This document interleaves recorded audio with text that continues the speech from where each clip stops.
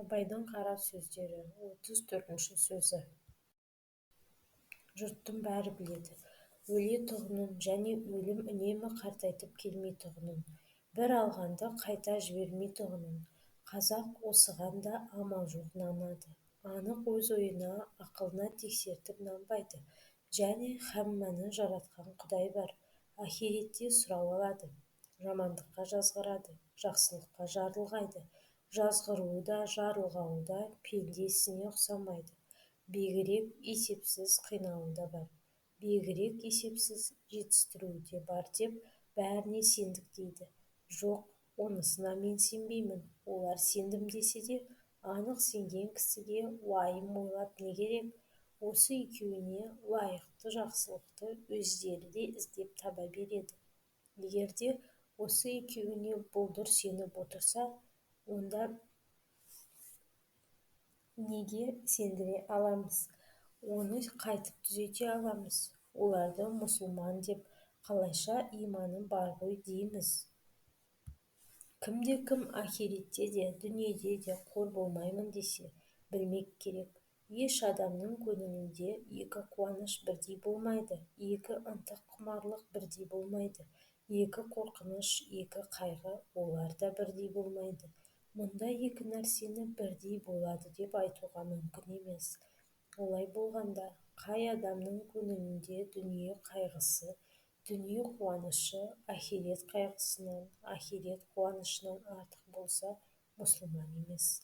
Енді ойлап қарай бер, біздің қазақ та мұсылман екен.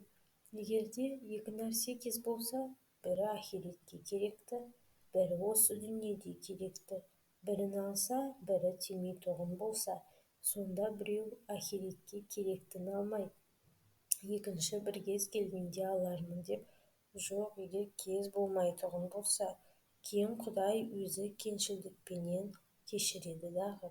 Мына кезі келіп тұрғанда, мұны жіберіп болмас деп, дүниеге керектіні алса, енді ол кісі жанын берсе, ахиретті дүниеге сатқаным жоқ деп нануға бола ма?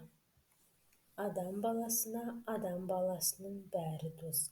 Не үшін десең, дүниеде жүргенде туысың, өсуің, тойуың, ашығуың, қайғың, қазаң, дене бітімің, шыққан жерің, бармақ жерің бәрі бірдей.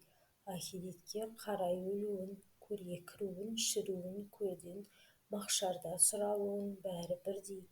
Екі дүниенің қайғысына, пәлесіне, қаупін, екі дүниенің жақсылығына, рахатын бәрі бірдей екен.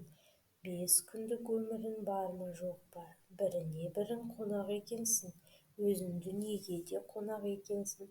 Біреудің білгендігіне білместігін таластырып, біреудің бағына, малына күндестік қылып, я көрсек зарлық қылып, көз алартыспақ лайық па?